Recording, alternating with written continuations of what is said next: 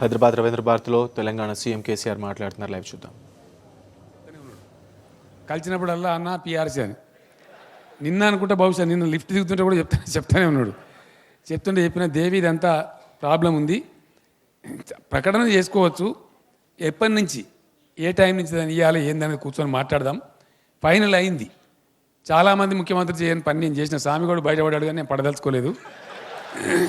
ఎందుకంటే స్వామి గారు council chairman, ఆయన గట్టిగా నువ్వు ఇది చేయాలని చెప్తే నాకు అది ఏమైతే తెలుసా,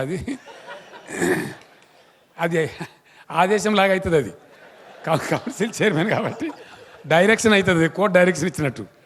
ఆయన నేను వెనక సూడరబట్టి గుంజుతుంటే కూడా మాట్లాడుతూనే ఉన్నాడు.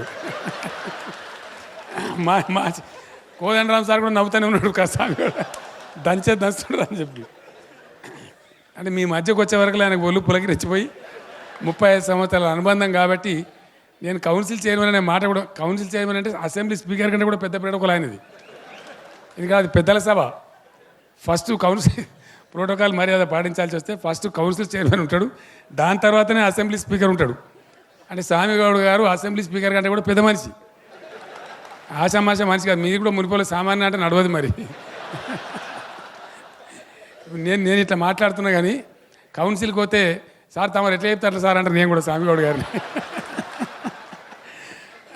తమరు ఎట్లా చెప్తారు సార్ అంటే నవ్వుతూ ఉంటాడు కుర్చీ మీద నుంచే. అవి ఈ విధంగా జరుగుతూ ఉంటుంది.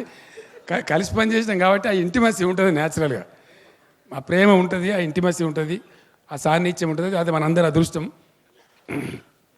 పోతే నిమ్స్ హాస్పిటల్ని నేను పోయేటోని, బతికి ఉండి ఇలా నవ్వులు మనం పంచుకునే భాగ్యం ఉంది కాబట్టి రాష్ట్రం తెచ్చుకున్నాం. అందరం కలిసి ఇలా సంతోషంగా మంచిగా ముందుకు పోతున్నాం. ఆ రకంగా దేవుడు మన మాటల సత్యం ఉండే. దేనికైనా ఆత్మవిశ్వాసం కావాలి చెప్పడానికి. నేను ఢిల్లీకి పోతున్నా, పోయిన తాపనే పోయి నిలుండి వచ్చిన మళ్ళీ ఎందుకు పోతున్నానో విలేకరు అడిగాడు. నేను చెప్పిన ఆంధ్రప్రదేశ్ నుంచి పోతున్నా, తెలంగాణ రాష్ట్రంలో అడుగు పెడతా అని చెప్పాను. భగవంతుడు మన్నించిండు, తెలంగాణ ప్రజల కోరిక నెరవేరింది. పక్కాగా నేను అనుకున్నట్టే ఆంధ్రప్రదేశ్కి వెళ్ళి పోయినా, బిల్లు పాస్ అయినాక తెలంగాణ రాష్ట్రంలో అడుగుపెట్టినా. ఇప్పుడు కూడా మంచి అవకాశాలు ఉన్నాయి మనకు. ఇంతకుముందే సాయంత్రం పూట అడ్వకేట్ జనరల్ గారు వచ్చారు, మాట్లాడితే పైగా ఫ్యామిలీస్ అని ఉంటే మీ అందరికి తెలుసు. పైగా ఫ్యామిలీస్, ఒక 8 ఫ్యామిలీసు, వాళ్ళు చాలా పెద్దవాళ్ళు. గతంలో నిజాం పాలనలో వాళ్ళ ఆస్తులు చాలా విలువైనటువంటి లక్షల కోట్ల రూపాయల విలువైనటువంటి ఆస్తుల్ని, అవన్నీ ఇనాం అబాలిషన్, జాగీర్దార్ అబాలిషన్ తర్వాత గవర్నమెంట్కి వచ్చినాయి. కానీ కొంతమంది కొన్ని లీగల్ లిటిగేషన్లు పెట్టి దాన్ని అడ్జేస్తూ ఉన్నారు. వాళ్ళు కూడా ఈ మధ్య నాకు కలిసిండ్రు. సార్ మా బతుకు